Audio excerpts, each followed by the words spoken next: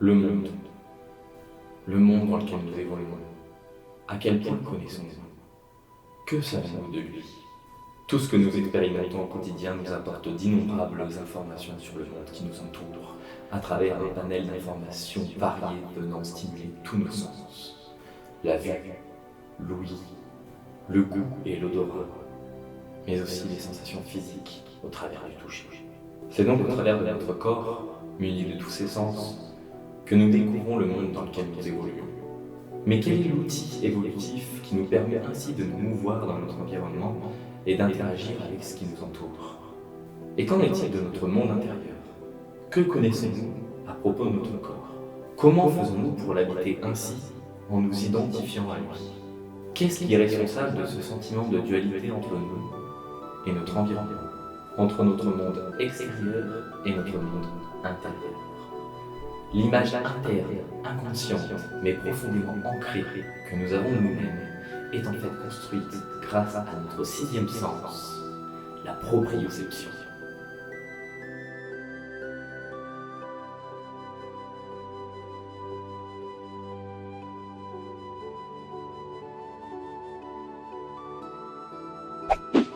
Namasté à toutes et à tous, et bienvenue sur Méditatou. Ah, ça faisait longtemps.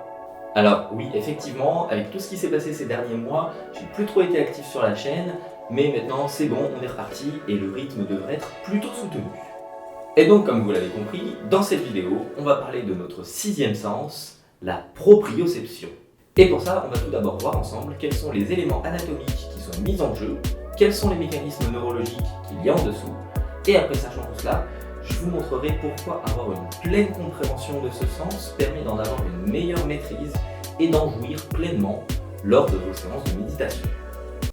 Alors, c'est pas mal comme plan, mais est-ce que tu pourrais être un petit peu plus précis quand tu parles de sixième sens? Oui, c'est vrai que ça sonne bien spirituellement parlant, mais ça fait pas très carré comme terme.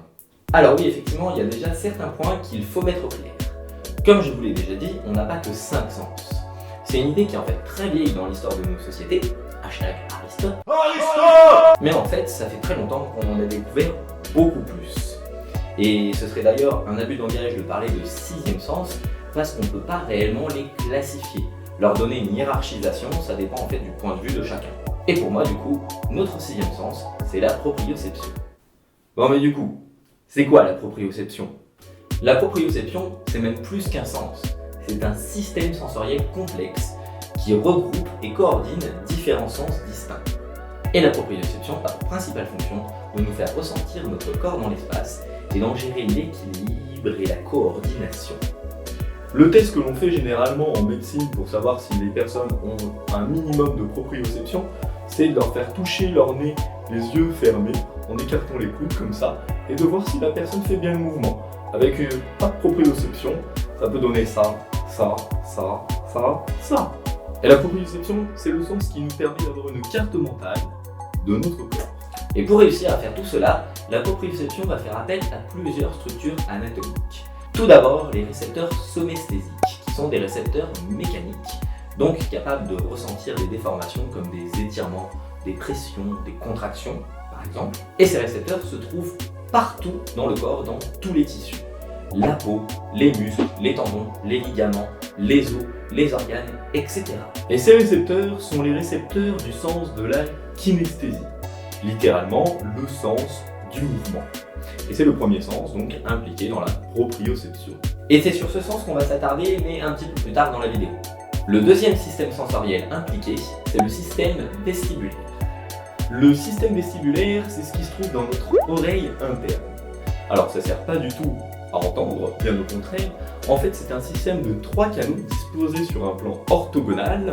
Et je suis sûr que ça fait longtemps que vous l'aviez pas entendu ce mot-là. Dans lesquels circule un liquide avec des électrolytes qu'on appelle de l'endolymphe et qui va venir stimuler des cellules ciliées, des cellules avec des cils quoi, des cellules ciliées, qui vont indiquer au cerveau la position de notre tête dans l'espace ainsi que ses accélérations, donc ses déplacements. Et le troisième sens mis en jeu, c'est la vue.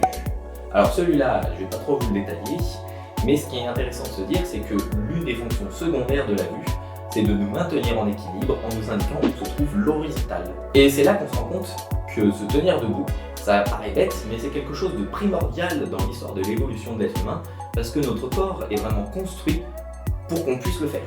Il y a différents systèmes qui sont mis en jeu et impliqués là-dedans, et du fait qu'il y ait différents systèmes qui soient impliqués là-dedans, ça veut dire que quand il y en a un qui a dysfonctionné, on peut quand même se tenir debout parce qu'il y en a d'autres qui sont là. Le corps est pas bête, il a un petit peu prévu des assurances. C'est pour ça que les aveugles peuvent quand même marcher même s'ils n'y voient rien du tout. Par contre, lorsque vous jouez à Colamaillard, que vous bandez les yeux de quelqu'un et que vous le faites tourner, vous lui coupez la vue. Mais en plus de ça, vous lui perturbez aussi le système vestibulaire en le faisant tourner sur lui-même. Et c'est pour ça que les personnes qui marchent après, pendant les épreuves de Colamaillard, titubent dans tous les sens. C'est vraiment sympa. Et il y a un dernier élément anatomique qui est mis en jeu là-dedans. Sans centre de traitement des informations, le corps ne pourrait pas réajuster ses réactions en fonction des déséquilibres qu'il reçoit. Donc du coup, il a besoin d'un centre de traitement, et donc ces informations vont être traitées essentiellement dans le cerveau. Eh ben non, pas ce coup-ci. Ce coup-ci, ça va être dans le cervelet, le fameux cerveau reptilien. Le cervelet, c'est ce petit machin juste en dessous de ce qu'on appelle communément le cerveau, mais qui fait quand même partie du cerveau scientifiquement parlant. Et c'est ici que les informations en provenance de la vue, du système vestibulaire et de tous les somatorécepteurs du corps vont être traitées et analysées pour renvoyer en échange des informations vers les muscles pour dire aux muscles de se contracter. Et comme ça, le cervelet permet de contrôler son corps dans l'espace, en fonction des informations que l'on reçoit, évidemment. Et on peut découper le cervelet en 3 parties anatomiques différentes qui représentent chacune très bien le rôle du cervelet dans l'évolution des espèces. Le premier, c'est l'archéocervelet, qui est la partie qui permet de contrôler le tonus musculaire et l'équilibre. Cette partie du cervelet, on peut la retrouver chez à peu près tous les vertébrés. Ensuite, il y a le paléocervelet. Le paléocervelet, lui, permet de contrôler la coordination des mouvements. Et ensuite, nous avons le néocervelet, qui lui est impliqué dans l'anticipation des mouvements et dans l'exécution des tâches complexes. Ce néocervelet, on le retrouve surtout chez les primates et chez l'homme, et cette partie du cervelet est énormément connectée avec le cortex cérébral, donc le cerveau dit supérieur. Mais comme je vous l'ai dit juste avant, il faut qu'on insiste un petit peu plus sur ce que sont les somatorécepteurs, les récepteurs de la kinesthésie, ou on peut aussi dire de la statesthésie. La kinesthésie ou statesthésie est communément définie comme le sens qui nous donne la perception consciente ou inconsciente de la position et des mouvements du corps dans l'espace. Donc en gros, c'est comme la proprioception qu'on vient de voir, mais sans la vue, sans le système vestibulaire et sans le contrôle du cervelet. On l'a dit, ces récepteurs sensoriels sont situés partout dans le corps. Dans la peau, dans les muscles, les tendons, les ligaments, les articulations, les os, etc. Et ces récepteurs sont d'ailleurs tellement nombreux qui font du sens kinesthésique le principal système sensoriel du corps humain en termes de cellules impliquées dans le fonctionnement du sens. Mais tous ces récepteurs d'information, ils doivent bien la transmettre, cette information. Et ça se fait comme d'habitude pour tous les sens via les neurones. Et donc, dans la kinesthésie, différents chemins neuronaux sont empruntés. Tout d'abord, la première voie neuronale empruntée est la voie dite consciente.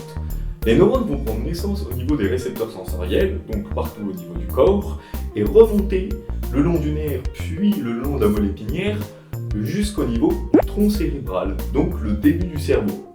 Du coup, c'est un neurone assez long. Les neurones en provenance du haut du corps empruntent la voie dite cunéiforme, et les neurones en provenance du bas du corps empruntent la voie dite gracile. Alors comme d'habitude, retenir les noms, c'est pas très important au niveau de la compréhension, c'est surtout les mécanismes que j'aimerais que vous reteniez, mais dites-vous juste que les voies graciles et cunéiformes, elles portent le nom des noyaux du tronc cérébral dans lequel les neurones vont faire relais. C'est tout. Ensuite, après cette connexion synaptique au niveau du tronc cérébral, certains neurones vont aller faire le relais au niveau du cervelet, tandis que d'autres vont décusser à ce niveau-là pour aller rejoindre le thalamus. Alors, je coupe juste encore une fois, mais ce que ça veut dire décusser, c'est en fait que les neurones vont croiser l'axe médian du corps. Et c'est ce qui fait que quand, par exemple, une personne va subir un AVC, donc des dégâts dans le cerveau, et disons par exemple du côté droit du cerveau, et cette personne ne pourra plus sentir ni contrôler tout le côté gauche de son corps. Parce que la plupart des neurones sensitifs et moteurs croisent l'axe médian du corps à peu près à ce niveau-là. Et le terme scientifique, c'est décusser. Fin de la parenthèse. Je disais donc que la plupart des neurones décussent à ce niveau-là pour faire relais au niveau du thalamus, et ensuite les derniers neurones impliqués dans cette voie vont remonter jusqu'au niveau du cortex cérébral dans une zone toute particulière que l'on nomme l'homunculus sensitif. エディ胸元にいきなり手を突っ込むなんて紳士のすることかしら。 Et c'est ici que se trouve la carte mentale de notre corps. Mais comme une carte du monde va un petit peu déformer les distances par rapport à la réalité, notre carte mentale est, comment dire, un petit peu disproportionnée. Mais ça c'est parce qu'elle dépend en fait du nombre de récepteurs qu'il y a dans chacune des parties du corps. Et vu que chez l'être humain, les mains, les pieds et le visage, et en particulier la bouche, sont très importants pour l'exploration de notre environnement, et bien notre carte mentale, finalement, ressemble à... Eh oui, ça ressemble un petit peu à un hobbit. Ouais, c'est décevant, je sais. Mais comme pour tout, ça peut bien évidemment changer un petit peu d'une personne à l'autre. C'est pour ça que lorsque vous pratiquez des séances de méditation de pleine conscience corporelle, en effectuant un scanner complet de tout votre corps, il vous est plus facile de vous concentrer sur les sensations de vos mains, de vos pieds, de votre visage et surtout de votre bouche, plutôt que sur tout le reste. Mais travailler la focalisation de son attention au fur et à mesure des méditations vous permettra d'acquérir un regard plus stable sur la totalité de votre corps, étendant ainsi le champ de votre conscience. La conscience n'étant finalement que la construction mentale que nous nous faisons de nous-mêmes et de notre relation au monde. Ainsi, le meilleur moyen d'étendre son champ de conscience est de faire le vide de toute pensée, ou plutôt de laisser la place dans son esprit afin d'accroître le nombre de perceptions qui vont remonter jusqu'à notre conscience dans l'instant présent. Et c'est cette carte mentale qui est aussi responsable des douleurs du membre fantôme. En fait, ces douleurs sont celles qu'on voit apparaître chez les personnes amputées. Lorsqu'on vous sectionne un membre, que ce soit une jambe ou un bras, ce membre n'a beau ne plus exister physiquement, il est toujours représenté dans la carte mentale du cerveau. Et donc le cerveau, qui n'aime pas beaucoup les paradoxes, est obligé de compenser ça en trouvant une solution, et donc il crée lui-même des sensations physiques en provenance du membre directement dans le cerveau. Et ça cause pas mal de douleurs. Et il y a un petit truc intéressant à noter, c'est que les voies graciles et cunéiformes empruntées par les voies conscientes de la proprioception sont les mêmes voies neuronales que celles empruntées par le tact épicritique, qui est une sous-catégorie du toucher. C'est le toucher qui nous permet de reconnaître les objets, en gros. Mais c'est intéressant de se dire que les deux sens empruntent les mêmes voies neuronales, ce qui montre bien, encore une fois, que c'est compliqué de différencier réellement les sens les uns par rapport aux autres. Ils sont tous plus ou moins liés. Il n'y en a pas un qui fonctionne indépendamment des autres. Et l'autre chemin emprunté par les informations en provenance des somatorécepteurs est la voie dite inconsciente. Mais on devrait plutôt dire automatique. Je m'explique. Les récepteurs impliqués ici sont les faisceaux neuromusculaires et les appareils tendineux de Golgi. Tous les deux sont là pour transmettre l'information sur le niveau de tension du muscle ainsi que son étirement. Et les neurones qui transmettent cette information sont ici beaucoup plus courts que ceux de la voie consciente. En effet, ils vont venir faire une connexion au niveau de la moelle épinière et sont impliqués dans une boucle de rétroaction qui va déclencher directement une réaction musculaire via la moelle épinière, sans faire remonter l'information jusqu'au cerveau, ce qui fait que la réaction est beaucoup plus courte. C'est pour ça que lorsque je te pousse sans te prévenir, tu vas mettre ta jambe devant sans y faire attention. C'est un réflexe automatique, c'est le réflexe myotatique. Et c'est pour ça qu'on parle de voie inconsciente, parce que, soi-disant, l'information ne remonte pas. Mais ces neurones font aussi une connexion avec des interneurones qui vont faire le relais avec la voie corticospinale, qui, elle, remonte jusqu'au cervelet et au cortex cérébral. Elle est donc la plupart du temps inconsciente, mais vu qu'on a découvert ces voies neuronales qui font relais vers les cortex supérieurs, et théoriquement cette information, c'est possible de la conscientiser. C'est aussi un autre moyen d'étendre son champ de conscience pendant une méditation. Et on peut aller encore plus loin dans l'exploration que les informations en provenance des somatorécepteurs peuvent nous apporter. On l'a dit, les somatorécepteurs sont présents partout dans le corps. La peau, les muscles, les tendons, les ligaments, les os, etc. Mais aussi les organes, et plus spécifiquement, leurs membranes. Et ces informations, encore une fois, elles sont inconscientes. C'est grâce à ça que vous arrivez à savoir si vous avez faim ou pas, si vous avez votre estomac dilaté ou non, si vous avez mal au foie après une soirée trop arrosée, ou même que vous pouvez sentir votre cœur battre dans votre poitrine, que vous pouvez sentir les différentes tensions localisées dans votre corps, ou que vous pouvez apprécier votre souplesse quand vous en avez. Donc tout ça, c'est des informations qui, la plupart du temps, sont inconscientes, mais encore une fois, avec un petit peu de travail sur votre focalisation, il est possible de les conscientiser. Et encore une fois, grâce à la méditation et à un travail sur votre attention, il vous est possible d'affiner vos perceptions et d'être ainsi plus connecté à votre corps et à votre physiologie. Et une autre utilité qu'on peut trouver à part la méditation pour profiter de la proprioception, c'est l'amélioration des performances physiques. Et ouais, évidemment. Et du coup, un exemple que j'aime bien, c'est la slackline. C'est quasiment impossible de tenir sur cette ligne tendue qui fait que balancer pour tout le monde. Les réflexes myotatiques longuement acquis qu'on a atteints au bout de quelques années d'expérience sur un sol stable, ici ça ne sert plus à rien, les muscles ils sont totalement perdus et le cerveau aussi. Tout le monde est totalement désarmé face à ça et la plupart des personnes ne sont pas capables d'aligner quelques pas dessus. Mais il y a un truc sur lequel absolument tout le monde est d'accord lorsqu'on essaye, c'est que c'est beaucoup plus facile de réussir à tenir dessus lorsqu'on fait le vide dans sa tête, qu'on fait abstraction de toutes ses pensées. Et ouais. Let's go! It was a fake drop.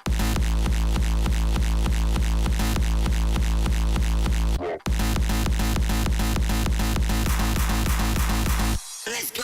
Et ça c'est parce que durant cet exercice, notre attention est portée tellement sur notre proprioception et laisse la place à notre intelligence innée et inconsciente de notre physiologie de pleinement s'exprimer. Et ça marche pas que pour la slackline, ça marche aussi pour tous les autres sports. Mais bien joué, la slackline c'est un bon exemple. Et il y a quelque chose qui montre bien l'importance primordiale de la proprioception dans notre conception du monde. Lorsque nous avons un dysfonctionnement majeur au niveau de ce système et que nous sommes privés de ces sensations corporelles profondes, cela engendre des troubles psychiques et mentaux irréversibles. Ça prouve donc bien que l'esprit en a besoin pour sa stabilité. Méditez ainsi, libéré de toute pensée. Vous dévoilerez alors un espace de conscience quasi infini où pourront s'exprimer les perceptions de votre proprioception, permettant à votre corps d'être plus connecté à lui-même que jamais, vous reconnectant ainsi à votre physiologie, votre vraie essence, ce qui fait que vous vivez simplement. Et lorsque votre esprit ne sera plus perturbé par des pensées conceptuelles, l'intelligence naturelle de votre corps pourra alors s'exprimer et corriger les déséquilibres de votre corps. La nature, votre nature, vous desservira toujours. Merci à toutes et à tous d'avoir suivi cette vidéo jusqu'au bout. On espère qu'elle vous aura plu. Si c'est le cas, n'hésitez pas à lâcher un petit like, à partager la vidéo et à vous abonner à la chaîne. Et nous on vous dit à très vite pour de nouvelles vidéos. Et d'ici là, n'oubliez pas, méditez.